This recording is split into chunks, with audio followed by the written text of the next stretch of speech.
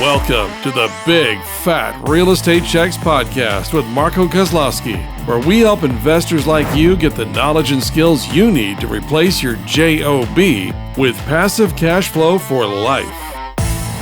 Hey everyone, welcome to Big Fat Real Estate Checks. My name is Marco Kozlowski. I'm out of Orlando, Florida. We have Gabriel Arish out of Montreal and Frank Galuccio out of Toronto, where I think the Leafs just choked. Why? Yeah. When was the last time the Leafs won a Stanley Cup again? I can't remember. Sorry, if you're not Canadian, don't follow hockey. Gabe's all set. Gabe left the studio. Oh my God, Gabe is they have it really pissed off. 67. Yes, I think they landed on the moon. I think it was before they landed on the moon. I'm just saying. Before color TV. I couldn't resist. I'm sorry. And if you're listening to this in 5 years from now, when this was just done, I'm sure the Leafs still haven't won a Stanley Cup, but it's okay. You're going to lose a lot of listeners, man. I know. Listen, don't be mad at me. It's for the Leafs choking. It's not my fault. I have nothing to do with the Leafs actually not being able to do what they're paid well to do. And I don't think their payroll is very high either. So I don't understand it. Oh no, their payroll's high. Yeah, I think he was kidding, Frank. Yeah, that's if you're a Leafs player, you may want to listen to this podcast because you may not be playing hockey for a long time.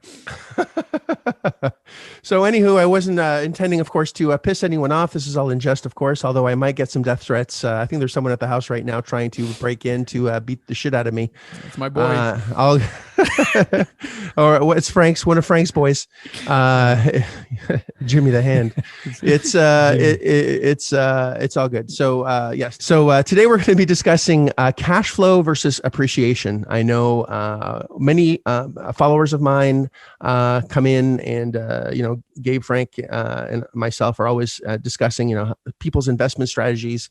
And actually, before the podcast, Gabe said something that actually was an aha moment for me, where depending on what your investment objectives are, how are you going to be buying things, and actually made a lot of sense. And I had never really thought of it that way. So Gabe, thanks for that insight as well. Just when you think you know a lot, you learn something, which is amazing. And I appreciate you both for that. Always growing. And of course, the listener, if you want to grow as well, we're going to have a candid debate about this. Specifically if you're, buying for appreciation and you're only banking on appreciation, it might be a dangerous move for you to make based on what we're going to discuss today. And of course, if you have not yet subscribed and have not yet absolutely listened to the first 10 episodes, please do so and work your way towards this one. I think we're almost in our 90s now and pretty excited to get to number 100, where we're going to have a very special episode where we are going to discuss something that's top secret because we don't even know what it's going to be yet. So it's going to be a great episode. But so we're going to discuss again, I guess investment strategies. I think it's better than even, cash flow versus appreciation, because there are many reasons to invest in property, and depending on what your goals are will really depend on how you buy it. So I'm pretty focused on one, which is cash flow, which also has appreciation attached to it. But some might have different views. And that's what we're going to discuss. So who would like to go first? Frank, go ahead. I haven't started in a long time. You don't like speaking. Yeah, I haven't started. I don't like speaking. You're right. You know me very well. He's a little shy. Yeah. You know what? I think on this topic, it depends what your needs are or your objective is. And you nailed it before, Gabe. But some people, do have a lot of cash laying around. They have avenues for cash flow in other ventures or other businesses, and they get that money. They don't want to obviously keep it into their bank account earning nothing, or put in a super fund or a GIC or whatever the case is. So they'll put it on something that either has time tested results where you park it for 20 years. Like I know in Toronto, for instance, in my own backyard, a lot of people are buying, especially in my area. A lot of condos are going up there. And in fact, there's going to be over 100 condos in one concentrated area. They're almost building like a Times Square, literally with the big screen and all that jazz, big urban park. I think they're mimicking New York. But so a lot of people are flocking, putting their money there, but sadly, they're not going to get the cash flow out of that, but they most likely will, perhaps. Again, it's a gambling thing. You don't know. they're going to get, they're banking on that appreciation for 20, 25 years down the road. So maybe their kids will benefit from it and not so much them. But I know other people that invested in other assets that are time tested. Like, you got precious metals, like gold and silver and things like that. You got things like diamonds. A lot of people invest in colored diamonds, like pink diamonds, blue diamonds, whatever. And they just park their money and they wait 15 years. Hopefully the mine will dry up of that particular diamond. And, it's a payday for them. So I think it depends where you are. There's no right or wrong to it. I like to get paid multiple ways. And my immediate need right now is I want cash flow more than I do want appreciation. But appreciation would also be nice. And I try to look for both, or more. Like I buy one asset. If I can dip into cash flow, I could dip in appreciation and other avenues to make money. Then that's the perfect asset for me. Well, let's talk about your local market for a second, or even in Montreal or in Toronto or Vancouver or wherever, or Chicago or anywhere else, Orlando, whatever. A lot of people buy and they buy at full price today. Not a lot of wiggle room, no negotiation. And I don't know if you can get a great discount in Toronto or Montreal. Like it's a bidding war, man. It's a bidding war. No, you're paying over. Yeah. Right. Mm-hmm. So it's a seller's market, right? It's what it is in a lot of areas right now, specifically in Canada. I don't know about, the US.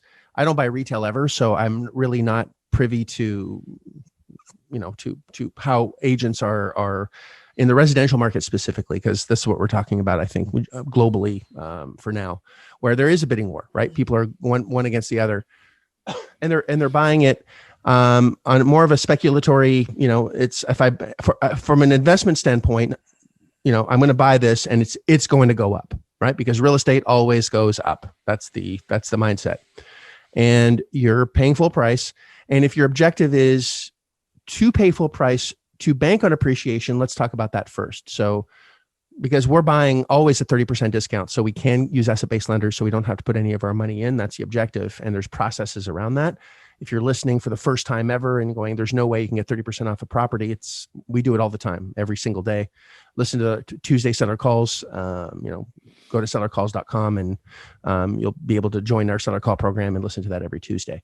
But we do it constantly, every single day. So, but if someone is conventional, we're going to call it conventional wisdom. Mm-hmm. You use a real estate agent, you make an offer on the property, you hope it gets accepted, and you're going to buy a property that's going to eventually go up in value. Let's talk about that scenario real quick.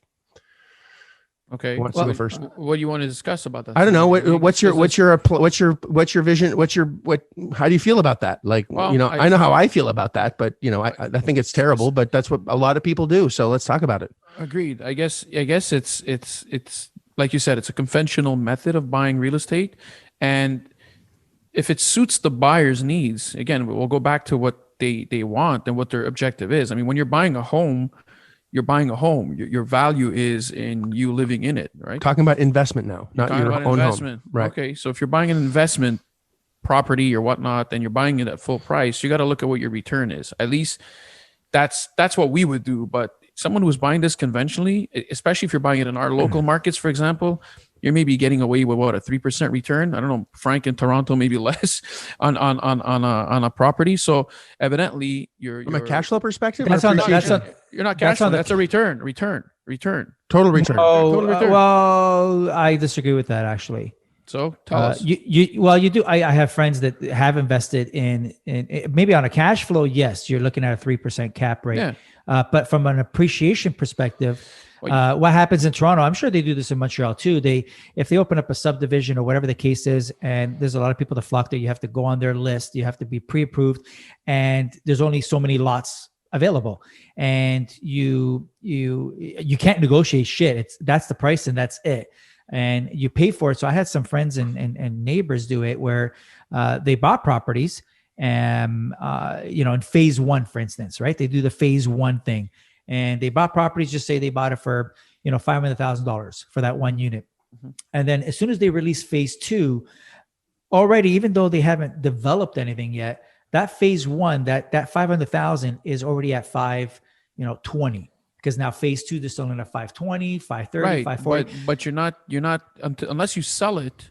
you're not getting that value yet. So your return at that point is only your cash flow. Like I understand that it's a potential return because if you did sell it, you would probably get more. But if you're holding on to it, which is what most people do, is they're parking their money there, right?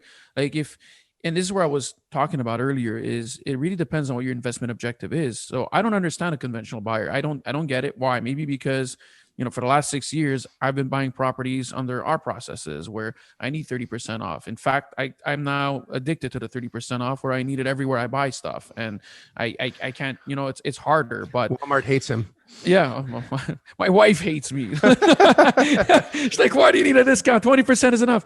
But the point is that, if you're buying and you're banking, when you're buying a property, especially in our market now, you're banking on appreciation because the cash flow is just either absent or very minimal, that it doesn't even make sense on a returns basis. So why is someone buying that?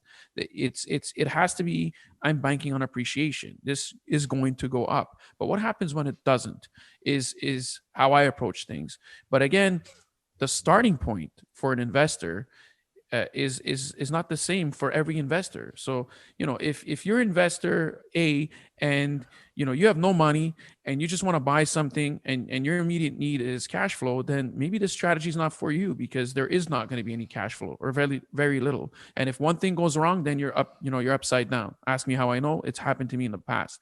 So, but if you're investor B and I don't know, you have like, you're a doctor, you've been making, I don't know, $500,000 a year for the last decade. You're sitting with $4 million in your bank account and you just want to generate either cash or you want to just preserve that capital. We all know that if you leave your money sitting in the bank, you're essentially losing money over time, right? You're losing money because of inflation and the taxes on the minimal return that the bank is giving you. So you're better off parking it somewhere that's going to get you a better return than the bank, at least presumably. So even if you're making 2-3% of cash flow on a property, but really you're buying it in a location where you're expecting appreciation, but even if it doesn't go up in value, it just goes up with inflation, you're okay because you've preserved your capital. And maybe that's what you're looking for as an investor. So I think the bottom line comes down to why you're investing. So if someone is investing in a property such as the ones we're discussing now because they want appreciation, then that's a gamble. If they're buying it because they want to preserve capital, then appreciation is a bonus, and that's great. And if you're investing in this hoping to make cash flow, then that's just not going to work. So you need to figure out why you're investing first before choosing where to park your money or what type of real estate to park your money in. Some people do. Sorry, go ahead. So no, you go ahead, Frank. Frank, go ahead. I was going to say some people do, and I know some of my friends, they use a hybrid approach of what you just said. They have so it's all about capital preservation, because they're like, I have this money, I don't know where else to park it. And maybe that, I'm not saying lack of education or whatever. It's just like, everyone's doing this shit. I'll do it there. Even if I make nothing, at least I'm preserving my capital, as opposed to put it into a RSP, like a registered retirement fund, where they put it into a mutual fund, and it's going to fluctuate on the stock market, and then they lose, and every quarter is a yo-yo. They don't want to even open their statement up. So like, I'll put it in this because it's got a tested track record, at least to preserve it. Very unlikely in certain markets that it's going to go below that. And they're okay with not making. I'm not okay with not making no money in the next 25 years. Right. But what's the objective here? And sorry, Marco, maybe you should go first here. Well, I just want to just streamline this just a little bit. So if my objective is, if I just want to improve my life, I don't have any money, I hate my job, and I want to replace my income so I can just get the fuck out of what I'm doing now, right? Which I think is most people, sadly. Right. Most people don't like what they do. They're not in a place financially that they enjoy, and they're looking for a way out somehow, right? And they hear, well, why don't I go buy a condo? And they're in Toronto. Let's say you're in Toronto. I want to go. I heard that I could buy pre-construction condos. There's this new phase going up, and I heard someone made a lot of money doing that, so that's what I want to do. And then they get this big. They think they're going to get this big chunk of money. And if your investment strategy is to get out of the situation that you're in, I don't know if you want cash or you want cash flow, or you think cash is going to be the solution to whatever your problem is going to be. The problem with cash is it goes away. Yes. You could, just case in point, anyone that wins the lottery within 5 years goes broke. Why? Because you don't have there's no Plan. there's no system, there's no plan, there's no behavior that changed with the money that you got in, right? One of the big things that I teach is behavior change. It's not just about money. It's what do you do with the money in order to really make significant behavior changes to keep the money that you have and make that money grow. So when you go to sleep, the amount of money that goes in your account is actually bigger when you wake up than when you went to bed. And that's a significant behavior change, because any money that you have in your account today is a result of the behavior that you've had in the past. So case in point, I think it was this or another episode, they're all running together now, but Frank, went from, not having money necessarily that was spare to hundreds of thousands available now spare because his behavior's changed. And now it shows in his bank account, right?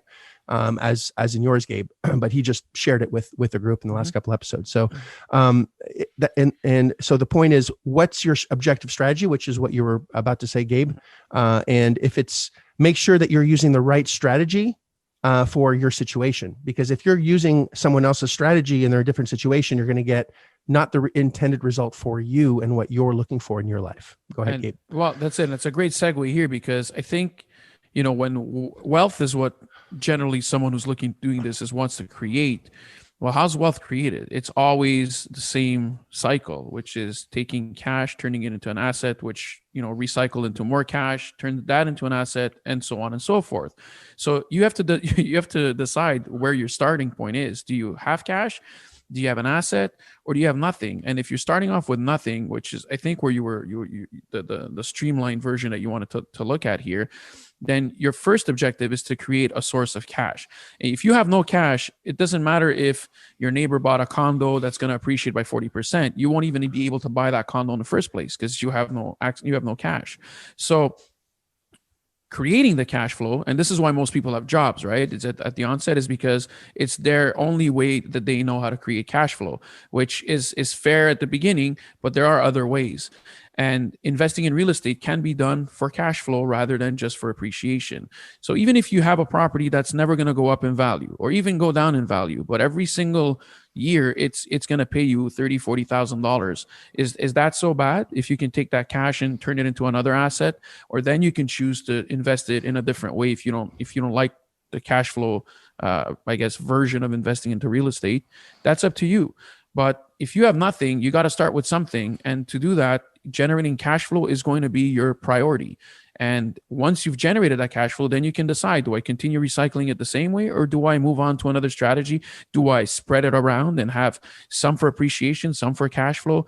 Again, in our case, we started, I'll speak for Frank and myself. Well, I guess, Marco, you did that too, just many years ago, where you start with cash flow and you get addicted to that process where it's always giving you cash flow. So once you have cash flow, it's like getting cash, but it never stops. So you have the option of doing what you want with it.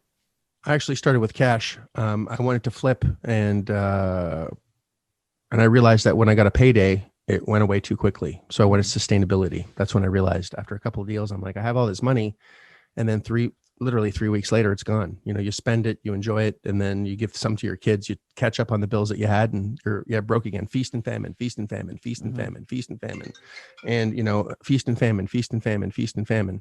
And I was tired of that. And so. Well, listen, that's the whole point. Is where do you want to start off with? And listen, what happens if you're if maybe you hate your kids or you don't want to leave any money left behind? The cash flow is good enough. If you know that, you'll be happy making $6,000, $7,000, $8,000 or even $10,000 a month, and you make it, then that strategy and parking your money and let it appreciate, potentially and hopefully in an asset, you don't need to do that. You don't need to play that game, because in the end, even if you are going to work a traditional job, right? Part of that money is you're saving it. You're saving it for your retirement, because you're saving it for your retirement so you can have cash flow when you do retire, right? That's the whole point. Or you're saving it because you're saving a little bit more because you're like, okay, I got my kids, I want to leave them something. So the same thing. So it all depends on what your objective is.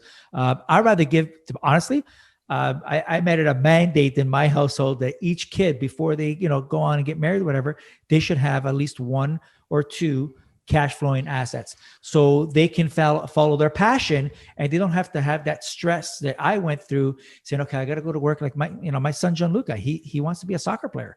So I want him to go to Europe, go to the camps there, go to an academy there, and not worry about, I got to pay, this expense now, this expense now. So if you can park that and put that aside, oh my goodness, he'll be able to focus and flourish on what his passion is about. Is he going to become a professional, quasi soccer player? I don't know. Odds are stacked against him, but at least he can try and focus that way.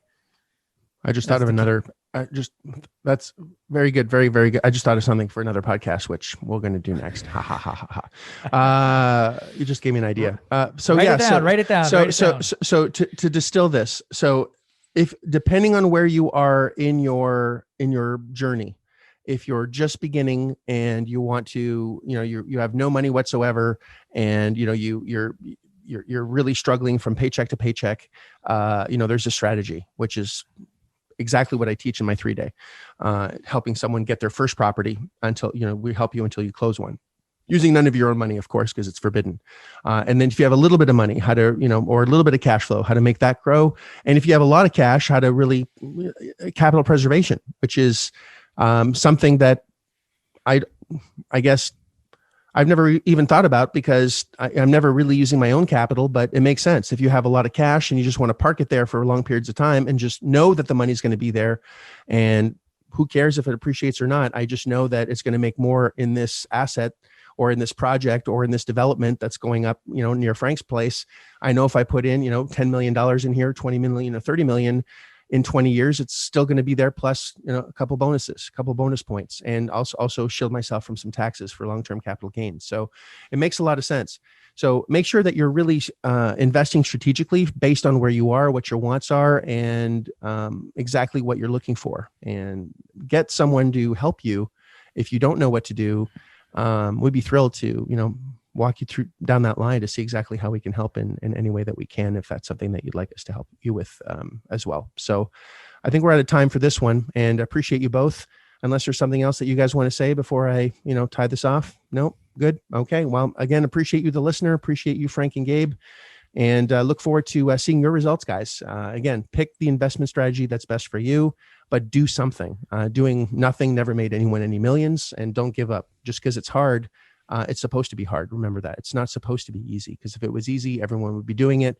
But it doesn't have to be as hard as you think it is. Just get someone to guide you that knows what the hell they're doing, a sensei, a mentor, someone that's already been there, done that, got the t-shirt to really guide you into a direction, so you don't have to lose your way and lose, your spirit in the journey that you're looking for, because we all came from different backgrounds and we've all achieved our goals, and we have more goals, and your goals will change as life goes on. And that's the fun of life, is, have fun with it. So guys, thanks so much. Again, love, and share this episode if you can. Give a great comment, and we look forward to the very next episode. Look forward to giving you more value in your lives, guys. And I appreciate you very, very much. Kick it today and crush it.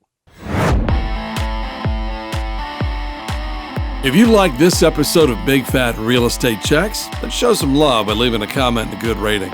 Also, as a thank you for tuning in today, we've got a special free gift. The journey to passive cash flow for a life starts by finding deals, and it's easier than you think. Simply go to getdealsbytuesday.com, enter your email address, and we'll send you a free quick start course called Deals by Tuesday. Even if it's 11 p.m. Monday night, this course will show you how to find discounted real estate deals by Tuesday. It's that fast and simple. Go to getdealsbytuesday.com and start your journey toward life-changing cash flow today. Thanks for tuning in, and we'll see you on the next episode.